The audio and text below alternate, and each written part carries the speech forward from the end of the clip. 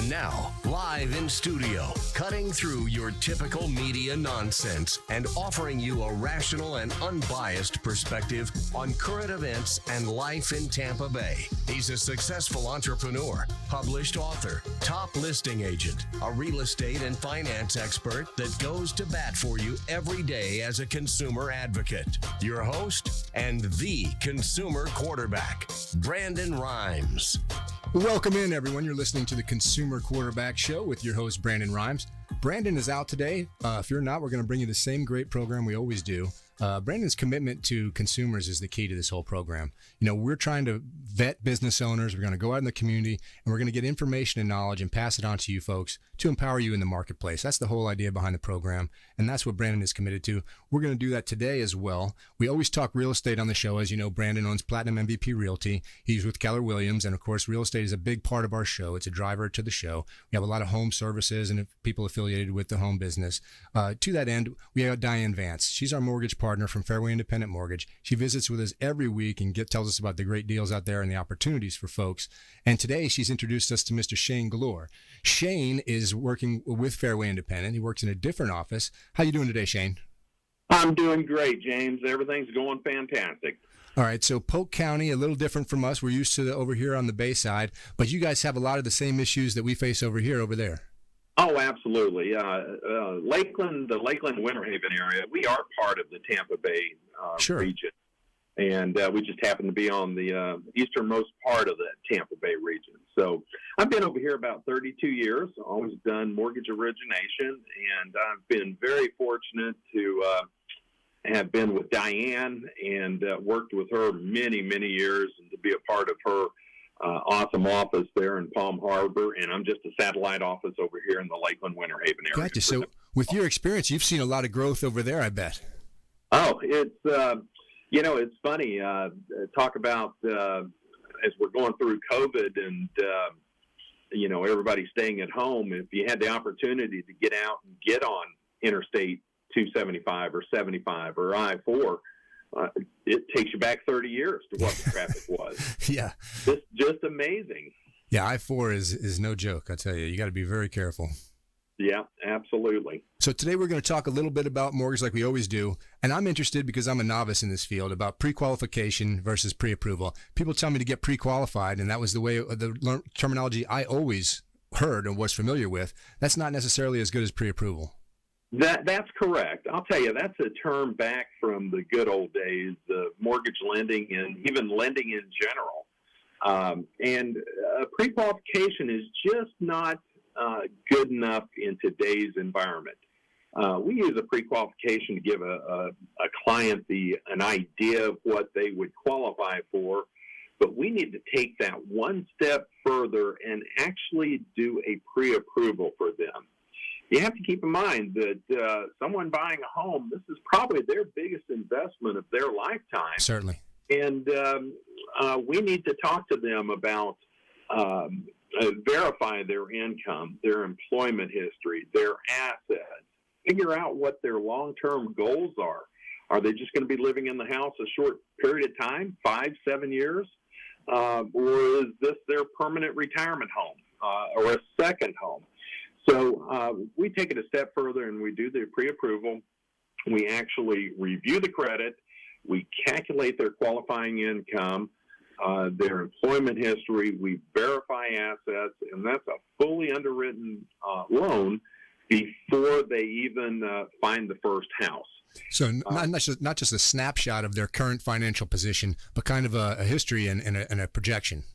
It is a fully documented loan file that all we need to do is find them the property and do an appraisal and order title.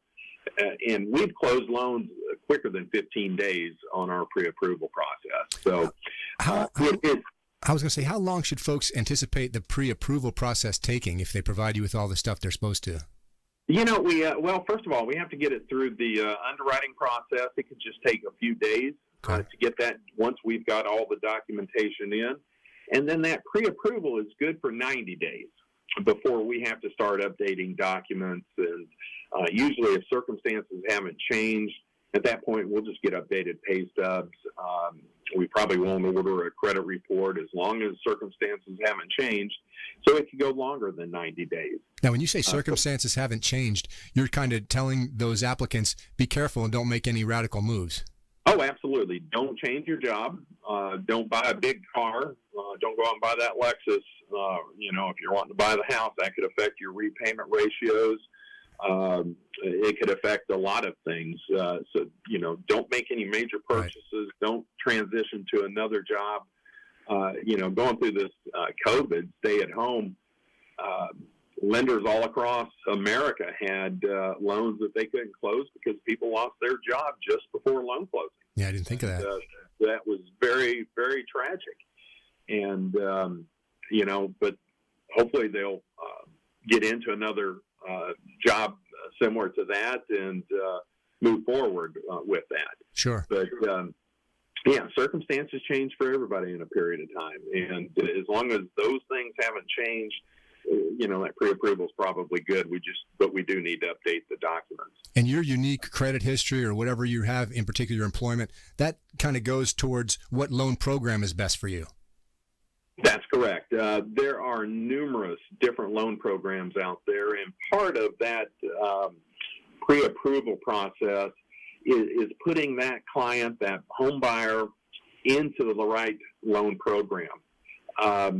We have conventional loans with as little as 3% down, FHA loans, 3.5% down. VA is 100% financing for veterans with their certificate of eligibility, and that's something that I'm very proud of, is our veterans, and want to stand behind them. And this is an awesome. The VA loan program is awesome. Yeah, that's a great situation for those folks. I always encourage them, when I find someone who is a veteran, I say, boy, do you know, because I'm not. And I hear about these programs and I'm envious. Boy, that's a great situation for them. Sure. There's also a USDA program, James, that's out there that is 100% financing, but that's only for qualified home buyers more in the rural areas. Okay. Polk County is big on that, but your Pinellas or even Hillsborough might not have eligible areas for that. There might be parts of Hillsborough County down in the southeastern part of the county that would still qualify. Okay. But that's a big program here in the Polk County area, Lake County, even Pasco, I believe they still have some areas that are eligible for USDA. Reverse mortgages seem to be making a comeback. Okay.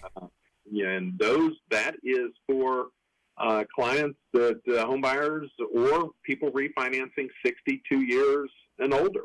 And if they have at least 50% equity into their property, there might be the opportunity that they'll never have to make another payment in their life if they take a reverse mortgage. Wow. It's very intriguing, and we have experts in that field that work with the clients as well. And that's also part of the pre-approval process. Okay. So if you're listening to the program, we're speaking with Shane Glor from Fairway Independent Mortgage. He's in today for Diane Vance, who's our normal mortgage expert in this space. And what I'm gathering from all the conversation I'm having with Shane is you need to find somebody who's got experience and knows all the possibilities, because there's a lot of nuance here. Oh, absolutely, James. And even just a 30-year fixed loan program. I mean, we look at loan to values, credit histories.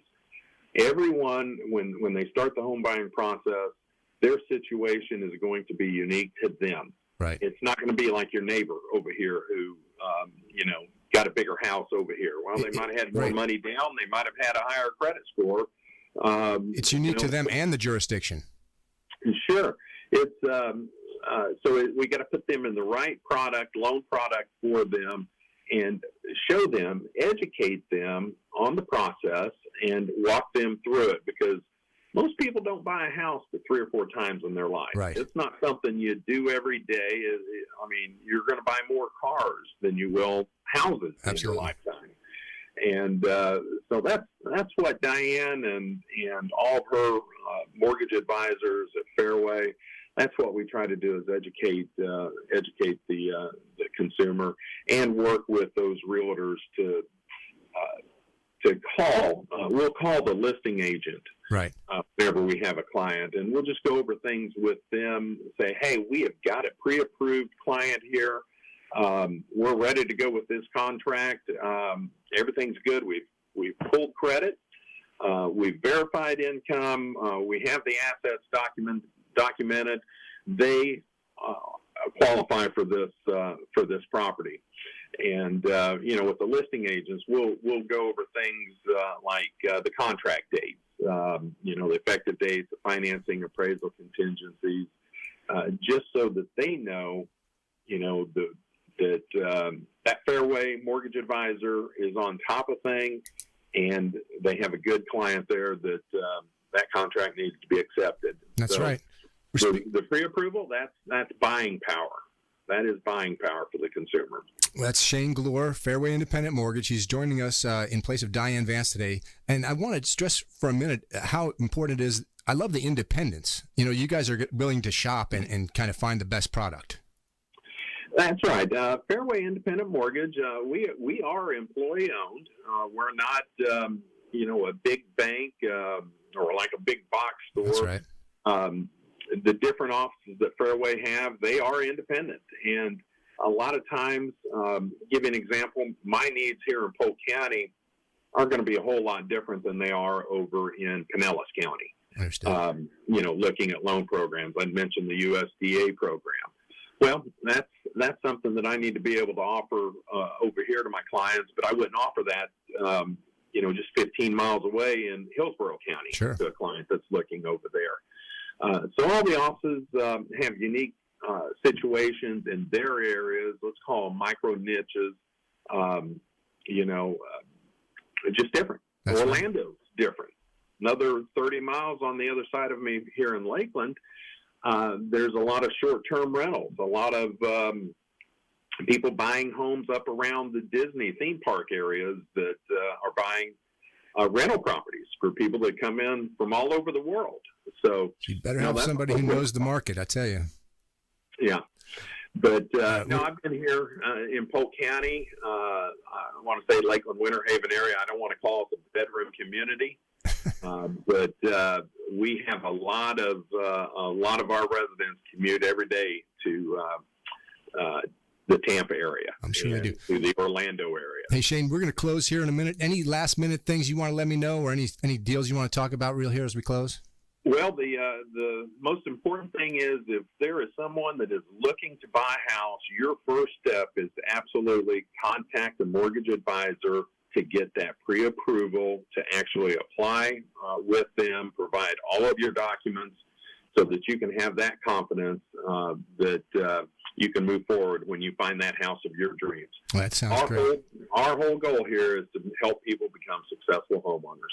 Shane Glor, Fairway Independent Mortgage. Stay with us, folks. When we come back, as you know, the Consumer Quarterback Show is always going to have guests and knowledge for you. We're going to do the same thing, plus a feel-good story. So hang in there with us. Consumer Quarterback Show rolls on.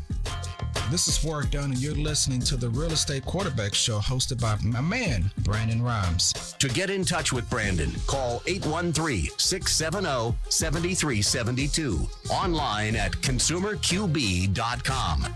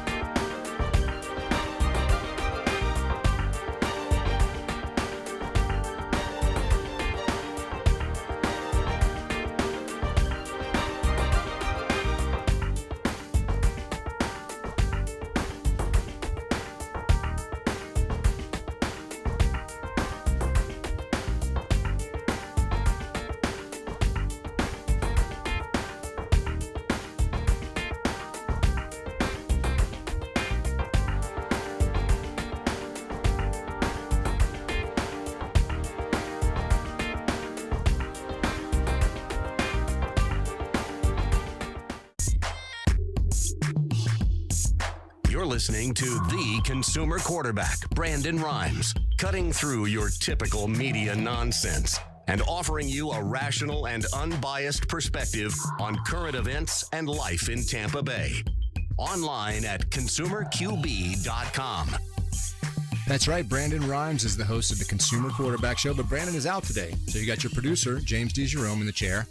No fear, we're going to bring you the same great show we always do. We've lined up a bunch of partners that are going to provide some information, empower you in the marketplace like we always do. In our first segment, you heard Shane Glor from Fairway Independent Mortgage do some real estate talk like we always do on the Consumer Quarterback Show. And now we've got attorney Joe Cairns from Cairns Family Law is going to join us on the phone. Joe always has great stories about, I'm not married. So first of all, I can enjoy the divorce stories. It's not as painful for me to hear. Joe, what's going on in your world? Well, you don't have to be married to be kind of scarred by it. I mean, a lot of the things that I deal with like the relationship problems in any marriage, they're just as bad as anything you probably have experienced in high school or college. I can imagine. Yeah, things they're different. Everything's being done electronically. There's been some good things that have come out of this. For mediation, we've been utilizing the Zoom application. That's worked wonders. Now, why is that better, Joe? What's good about Zoom as opposed to the regular way? One, it saves a lot of time driving all over the place. Yeah. A lot of my clients are saving a lot of money because, a 15-minute hearing could take an hour and a half if we're driving to the courthouse, waiting to get called, and we come back. Sure. For mediation, it works pretty nice because I can be in the same little breakout room as my client, and the mediator can just kind of float back and forth. Okay. And all of us can be typing the agreements while this is going on. So that's worked out pretty well. It's really when you get to long, like day-long trials, half-day type final hearings, that you kind of run into a snag where it's really preferential that your client be sitting near you, which some of us, we just had to do it that way. Right. So we had to have a client come in here. I have one case where there's 130 exhibits. Wow. You feel like you're running a bingo. You're like, exhibit 30, and then you wait for everyone to get there. Now, when you say that many exhibits, I can only imagine, because I love listening to you when you're on the show, talk about social media and the impact that it has on divorce litigants. So those issues, those exhibits, are they often a late night text or some stupid social media post that someone said something that contradicts the court? Well, I'll give you one example because I'm staring at the notebook. There's about 100 pages worth of just email correspondence. Wow. There's an application that parents can use called Talking Parents, and there's another one called Our Family Wizard. And it's really just for the parents to be communicating about the kids and kid-related issues. Usually there's about 100 pages worth of that. There's some Facebook posts. And then in this particular case, the guy is very politically driven about the alimony situation. Okay. So there are some like Instagram type things where he is politicking for a change so that he doesn't have to pay alimony. Wow. So, Is there a statute of limitations on how far back you can go in someone's history like that? Because I can see you never ending digging. Most of the more relevant stuff is going to be closer in time. Okay. It's not so much that there's like a limitation on how far you can go back. It's just how relevant is it? Right. Like, for example, if say you got caught stealing when you were like in college or something, something small, but it was like 15 years ago. I see. Yeah, you can dig it up and you can throw that mud, but it's really not going to cause any real effect on the judge because they're like, none of us are completely perfect. Sure. So if you're going to dig up something from eons ago, it may be extremely irrelevant to what's going on today. Absolutely. It may make you appear to be the more combative of the two. Yeah. One of the hardest things, and just about any family law judge would tell you this, is that, okay, we're going to go do this trial because no one could agree on everything that was supposed to happen. So particularly with when you're talking about, kid-related issues, all the parents are going to point the finger and really say anything they possibly can say to, one, make themselves look great in a positive light, and they're going to say as many negative things about the other side, and then the court's going to make a decision and go, okay, go co-parent and be happy with each other. Man, I just see your job. I mean, I can just see my expression. I don't know what I would just hold the phone away from my ear and just let them scream. There are times when, like, say someone did something to my client and they call me, and you just sit there and listen for about 30 minutes. And a lot of it is stuff you've already heard, but you can understand the emotional impact of it. I mean, there was one judge over here, Judge Meyer, he just pulled just the attorneys back into his chambers. And he goes, well, guys, what's going on here? And I said, Your Honor, you're about to witness a Festivus miracle. He goes, how's that? I go, you're going to hear about 3 hours worth of the airing of the differences. Wow. He goes, well, why can't we settle this? I said, me and opposing counsel can settle it right now. We just can't get them to buy in. Yeah, I can imagine. How about that? You both are saying this isn't good for either one of you, and they're still going at it. A lot of times when they come in, I can kind of tell you what should happen. And sometimes I'm not emotionally ready for it. Mm. And you can tell it till you're blue in the face, and sometimes you risk coming across as if you're like giving up the farm. Right. But, I tell my clients, it'd be a lot easier for me in a day to just keep giving you the good news. But then when nothing goes that direction, then I did you a disservice. My job is to tell you what I think should happen, how the law works, so that you can start making decisions. You may not be happy with it. There's right. plenty of laws that I don't agree with, but you still need to know that that's what's out there. I tell you, I love the Hollywood type, the TV stuff. You see the private detectives out there digging around. Is that real life, Joe? Does anyone have a detective out there following these folks around? I probably end up using like a private investigator that actually has to do the investigations maybe like 3 or 4 times a year. Okay. A lot of times if someone has, like, take, for example, a functioning alcoholic, they do their job, they're fine, but then they're just always smashed at home. And there's really no evidence of it other than the he said, she said. Right. Well, you can have a private investigator figure out, okay, are these people like day drinking during the day? Are they picking up the kids after they're leaving bars? That's one. Drug dealing, that you have to get a special private investigator. Sure. Some won't do it because in those situations you have to carry a weapon. Really those types of things. The infidelity type of things, the more right. scandalous, it just doesn't have as much relevance anymore. I know that some years ago there's some states that if you could prove infidelity, then alimony could come off the table. Mm-hmm. Well, then that would give you you would spend the money to see if you could dig something like that up. Right. But it's not utilized quite as much. The investigators that I know, and I know a bunch of them, I think MJ used to come on this show, Martinez, mm-hmm. He, more the personal injury stuff, people faking injuries trying to get settlement. Right. Yeah. What about investigating crime scene? What about the hiding of assets? That's a big one. In fact, a lot of times that is what we're using the investigators for. Is you can do what's called an asset check, and it's not the cheapest thing in the world. But if there's enough money out there, it'll start linking bank accounts, finding assets that are in their names, or if their name's even attached to it. And they do quite a bit of research to figure it out. Now, if it's cash, good luck. But if it's actual accounts, like whether they're offshore, or if they own vehicles or houses elsewhere, mm-hmm. Depending on how much you're willing to spend, they can cast a pretty large net. You said with the cash, it's pretty hard. It's just impossible. Yeah. I mean, the only way you can kind of do it is, I call it reverse engineering. So, for example, I get these documents called financial affidavits. And in the financial affidavit, they'll say that they're making, the magic number seems to always be $45,000. But then they have like $8,000 worth of expenses. And you look at their bank statements, and okay, there's only the $4,000 that's going into the account. Something's but missing. how are all these other things getting paid? That's right. Well, while you can't 100% prove it, you can kind of substantiate to the court, there's something else coming in, or there's cash that's being paid out for something. Okay. And usually it's certain types of professions that would be dealing in lots of cash where you're going to see that. All right, Joe, we got about a minute left. I want to introduce everybody to your practice. How's the best way to get in touch with you if they think there's an issue they need to talk to you about? There's our website, which is Cairns Law, and my last name is spelled Cairns. And you're always welcome to call our office. We have a dispatch service that can answer 24 hours, and that's 727-683-1472.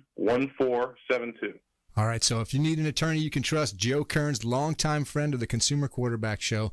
He's out there for you, and family law is an important thing, and this COVID-19 is really testing some families out there. I'm sure Joe's business is going to improve a little bit.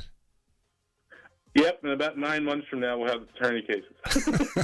All right, that's Joe Kearns, Kearns Family Law, the Consumer Quarterback Show, legal partner in that space. And I want you to check out our website if you want to get in touch with all our partners on the Consumer Quarterback Show. It's consumerqb.com. Coming back, we got our feel-good story, and I got Ray Hall in studio with me. So come on back and join us on the Consumer Quarterback Show. Hey, this is Grant Cardone, and you're listening to Consumer Quarterback Show, hosted by my friend Brandon Rhymes. Do not touch that dial. I'll come right through the radio and grab your throat. To get in touch with Brandon, call 813-670-7372. Online at consumerqb.com.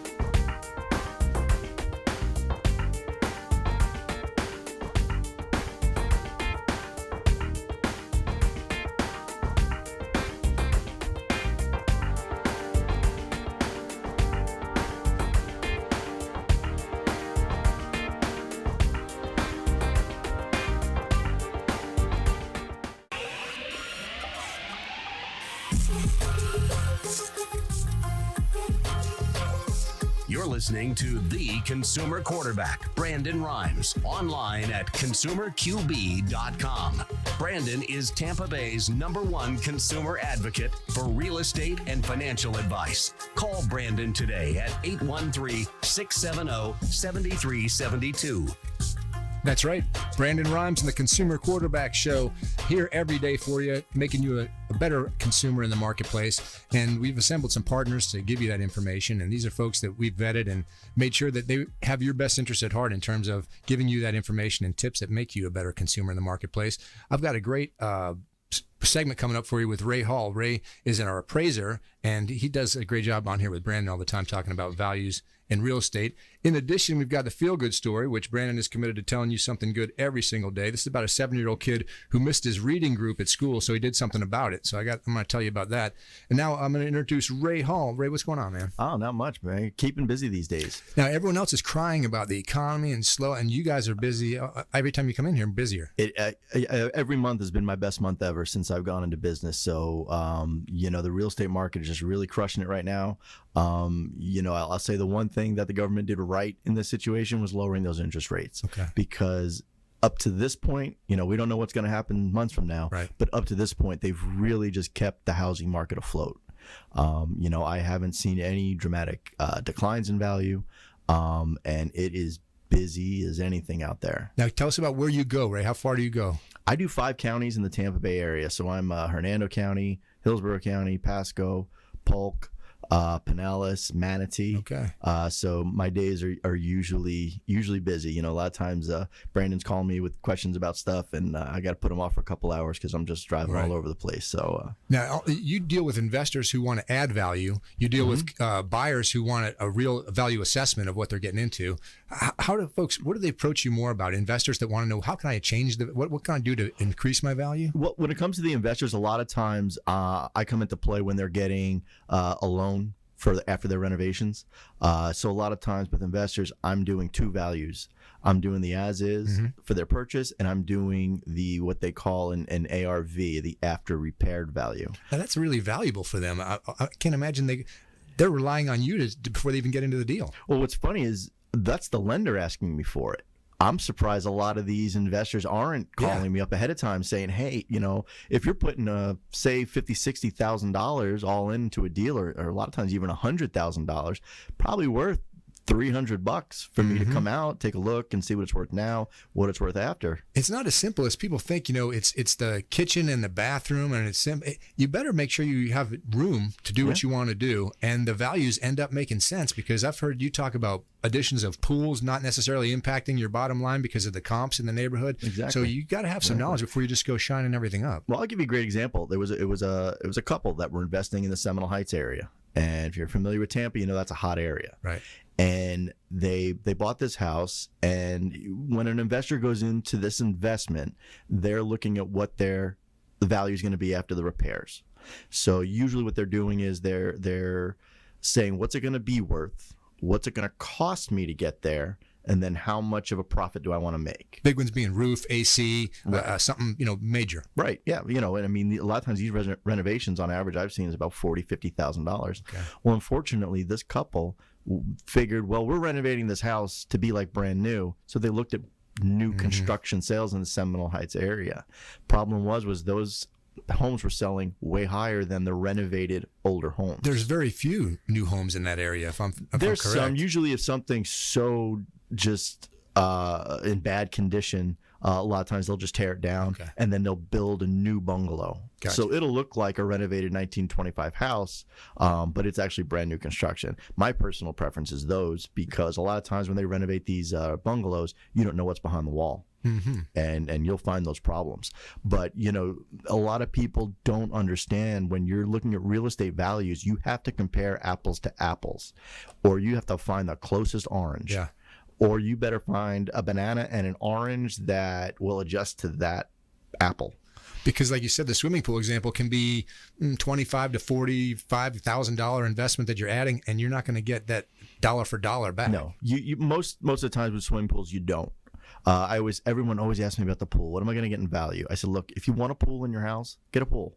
I built one. Right. I didn't get the value back out of it, but you know what? After a hot day of working out in the yard, I like jumping in the pool. There's the value. Yeah, that what's the value to you? Right. And if you're not looking to sell your house right now, don't worry about that.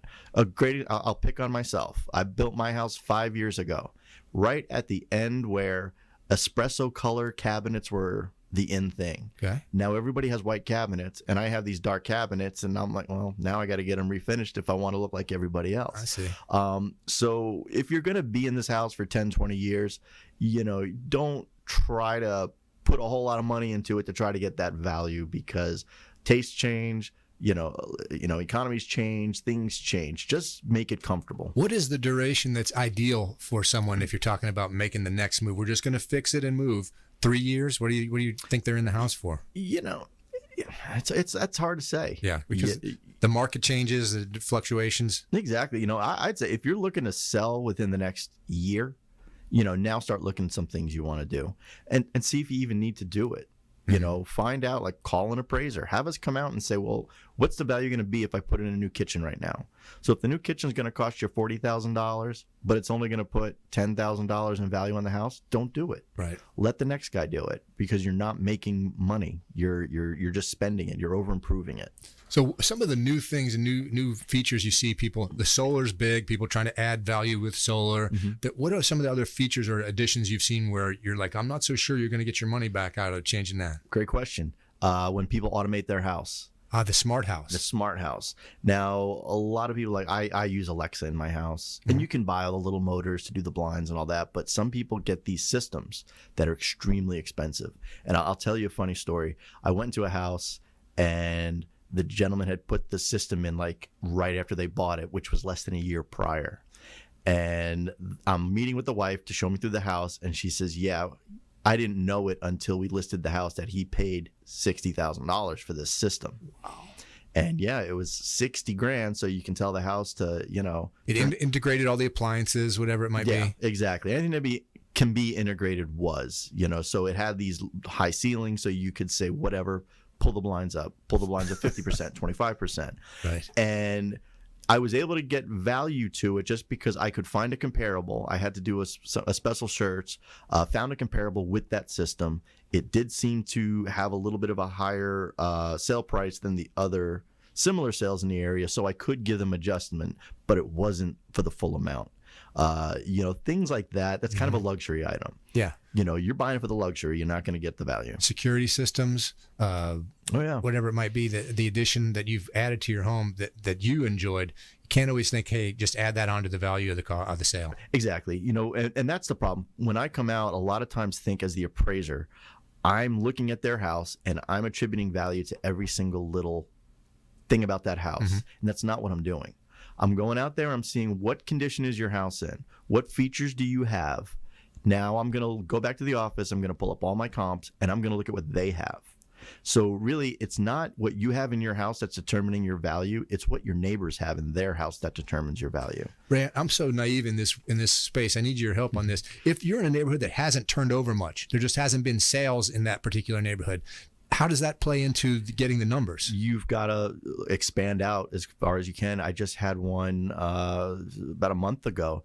It was an 8,000 square foot house in an area that didn't have 8,000 square foot houses, and it was on the water, and it was pretty cool. It had a helipad. It was a very, very cool house. There was nothing within 10 miles.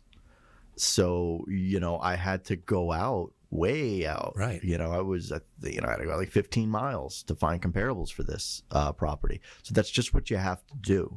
If you go to a rural area, if I'm in the middle of the state, I don't know if you've ever been out there, but there's nothing there. Right. There's nothing.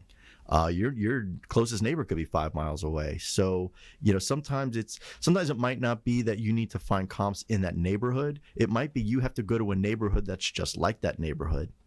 And see what those are selling for. Didn't you had a story about assessing value for some crazy property? Was it a state-owned cemetery or what was it? Oh, my Indian mound. It's my favorite one. Yeah. Well, tell me, what was the deal again? So basically, the state was buying an Indian mound from a museum. A museum owned this Indian mound, and it's a pretty famous mound. Their intent was to develop it into some space. No. Oh, just historical. Yeah, because. Okay. So it was a difficult appraisal, but I learned so much because that's when the light switch came off in my head that's what appraisers do. We have to find the value in that property. Looking at a single family house, that's easy. That's the value. I had to look at this property and say, what's the value? So first thing I had to do was call the state of Florida and say, I've got a property with a 1 acre Indian mound. What can I do? Does that mean you had to forecast the cost of removal of those historic items? I eventually got to that part, yeah, because the state said, sure, you can develop that land, but you have to have a certified company that does this go in and excavate the mound. So then I had to call USF, and I spoke to a professor in the archaeological department who set me up with his friend who has one of those businesses, and he said, yeah, it's about $1 million. Wow. So I knew the cost to do it was way more than what that land would be worth. So finally I had to kind of deduce that the value in that land was to assemble it to a larger parcel and transfer the development rights. The way development works is certain pieces of property, you're allowed to build so many houses on it. It all comes down to future land use and zoning, things like that. So what I deduced was if you put an extra acre on the 5 acres that were next door, you could put 2 more properties if you develop it. You don't have to build them on that site. You just have to have that amount of acreage. So basically, I found my land comparables. I valued them on a price per allowable unit, and that's how I attributed the value to that property. And what was the end game? What did they end up doing, or what happened with that stuff? That state bought it, and it's still there, and you can drive up and park on it, and it's just a big mound with a palm tree and some grass on it. Huh. And now, have you ever been involved with one where a house was already constructed and they found some kind of issue with the home was in a location that was sensitive? No, I haven't been part of one of those yet. I've had to appraise for stigma for Chinese drywall. Uh-huh. I had one house I had to do where the pesticide company came out, tented it, and ever since then there was just an odor, and just the chemicals were still in there because they had so much stuff. Right. That the company said that's the problem. I've heard one about exotic species. There was an owl, some type of owl or something nesting, and they were concerned about made the sale difficult or impossible. Possible. I've for a while I was strictly all commercial, and we had done lands that had scrub jay habitats, conservation easements, things like that. In fact, I was involved in a lot of the appraisals when the state was acquiring land. There was a program years ago called the Florida Forever program, and the state was buying back a lot of land. So I was involved in a lot of those appraisals, and they get a lot more complex. All right, we're coming into a break here. That's Ray Hall Appraisals. As you can see, it's not quite as simple as just adding up the cost of all the appliances in your house and saying, this is what my house is worth. Nope. So when we come back, we'll talk a little more with Ray about how to get value in your house. And I got a feel-good story for you like Brandon always does. So come on back to the Consumer Quarterback Show, consumerqb.com. This is Chris Voss, former FBI lead hostage negotiator and owner of the Black Swan Group, and you're listening to Consumer Quarterback Show hosted by my friend Brandon Rimes. To get in touch with Brandon, call 813-670-7372. Online at consumerqb.com.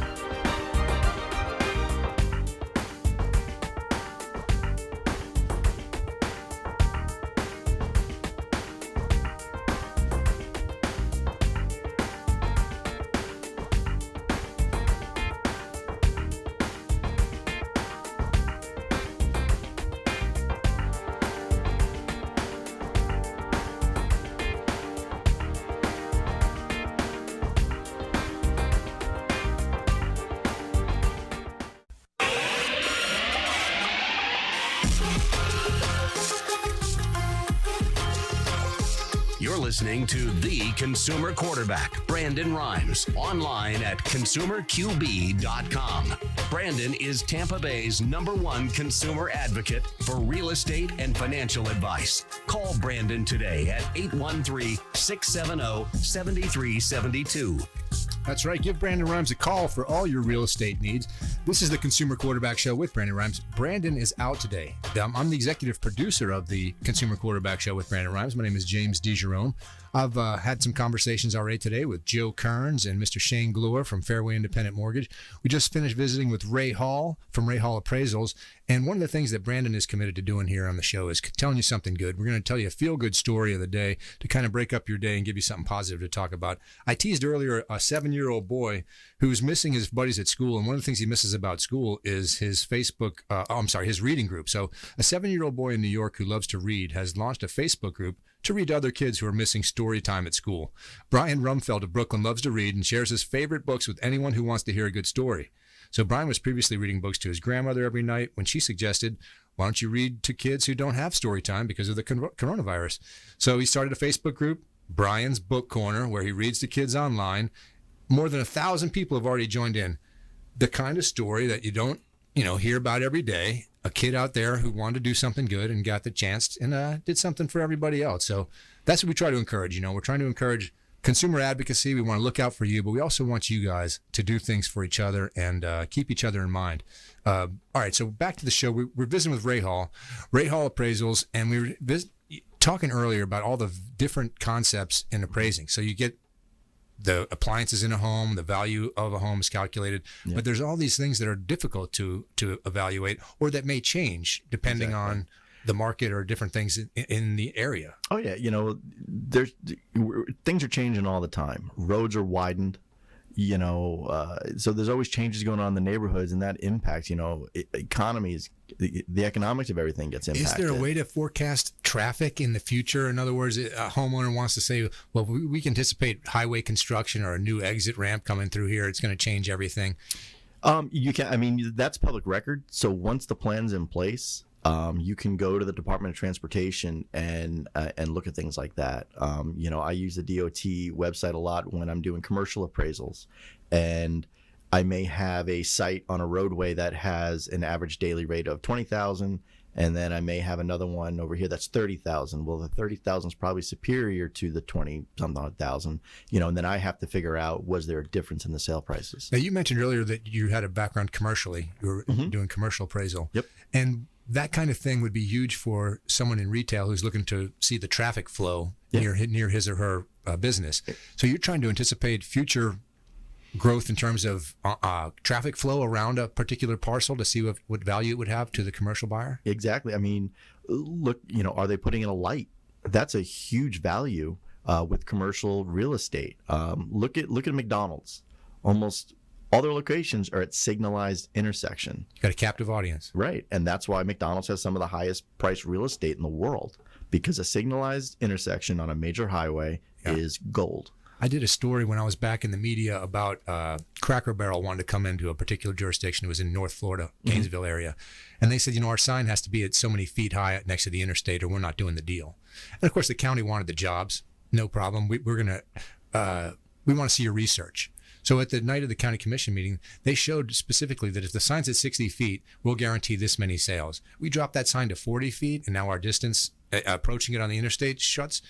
Then we're going to lose 25% of our business based on just the signage like that. I was amazed. It's amazing what, especially in commercial, residential. That's why I actually prefer the commercial work, because I got into appraising because I just enjoyed the analytical part of it. I liked real estate. I know I didn't want to get into the sales, but I loved analyzing it. Right. And there's so much to analyze in commercial real estate because there's so many different factors that influence that value, because, it's not just, happy wife, happy life, you like this house, we'll buy it. This is, can my business survive at this location? And not every business is, even the location might be genius for a gas station, like we talked about, it might not work for another retail outlet. Exactly. It could be great for a gas station. Is it good for a restaurant? Or retail outlet? What's the access to it? Yeah, I could see the commercial side having a lot more questions. It is, and that's why I usually do a residential report maybe in a couple hours, but a commercial report takes me several days. I may have to look at the environmental impact of what was going on. I had a property in kind of down by Fort Myers, and I think the state was buying it, and guy had a machine shop on it or something, right. and they had to get soil samples, and they found out that there was a level of pollutants in the soil. So from there, we had to determine, well, they really can't put houses on this because of that. So we had to go and find out what's the cost to clean up the site, right. Or what can you do with the site if you don't clean it up, things like that. So there's a possibility that your commercial real estate has been affected in future sales by the usage that you've put on it. Absolutely. Currently. Absolutely. Not everything can be turned into everything else. Exactly. I know out in in Pinellas County in Tarpon Springs, along the Anclote River, there's a big piece of land, but it was a EPA Superfund site, which means it was so polluted they couldn't afford to do it. The government had to come in. I mean, it's along the river, probably could put $1 million homes on that, but can you do that now? I mean, I don't know for sure what they could do with it, right. But that was an impact due to the business that was on there because there was a chemical plant on that site. Boy, so it can be a myriad of factors, that influence your value. It could be, I don't want to bring it back because I hated it so much, but red tide, there was a fear amongst homeowners, especially those coastally, that red tide was going to start impacting value.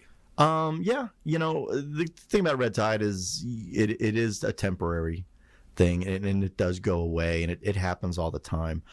So I've never really seen an impact on value because of that. It's going to go away. Okay. People just need to educate themselves on things like that. Careful what you're believing in the media, because I remember when that came, it was a summer or two ago, all of a sudden it was the president's fault for doing something and allowing people to use fertilizer. Right. They were saying it may not go away. Yeah. There was talk that it may be something we're just going to have to deal with, and that the smell of the fish kills and all that stuff. I mean, it was bad for a couple of weeks. But it went away. Right. And, I'm out in the water every weekend. I can get out there and it's beautiful. So, it didn't impact the values like that. It's permanent change, that usually impacts value, or a significant, like we have the COVID right now. However, really hasn't impacted our values as of yet. Whatever's going to happen in 3 months from now, we don't know. Yeah. But it seems like forecasting movement, we're getting more popular, as if we needed more folks moving to the state of Florida. But it seems as if nationally, the warm weather areas have been something COVID concerns have pushed folks south. Right. And that could be the benefit too. So it might not be the virus directly impacting our values, but maybe because we opened up and jobs might be available here, people may start moving down, especially people who are in the restaurant business that maybe they're in areas that aren't opened up yet. They figure, well, I have family down here in Florida. I can go down there and hopefully get a job. So there's so many things that impact value, and like you talked about, what's sustained, what is the value that's going to stay, right? And not just be temporary. So how is we talk about scarcity all the time, inventory scarcity over here. Brandon does on the real estate side. That's certainly got to drive everything up, right? Yeah, it's economics 101. If you have an undersupply, if you have something people want and you don't have enough of it, they're going to pay more money.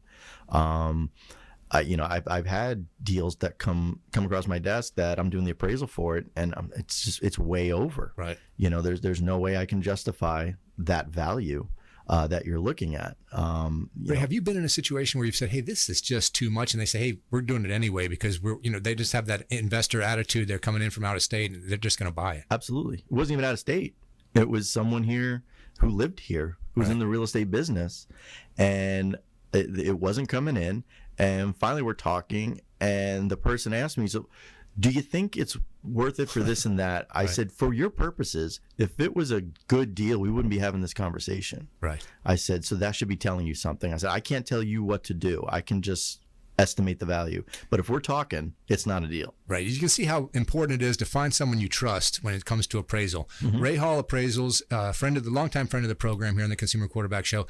Ray, we got about 30 seconds. How do folks get to you if they need to find out some things about the property? You can go to my website, rayhallappraisals.com, 813-452-5369.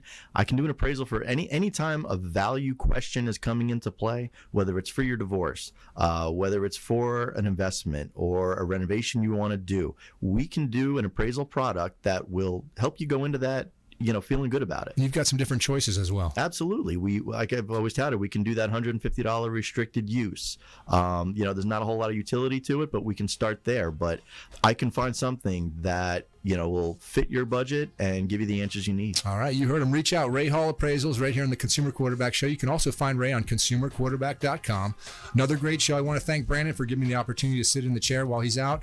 And again, join us tomorrow on the Consumer Quarterback Show.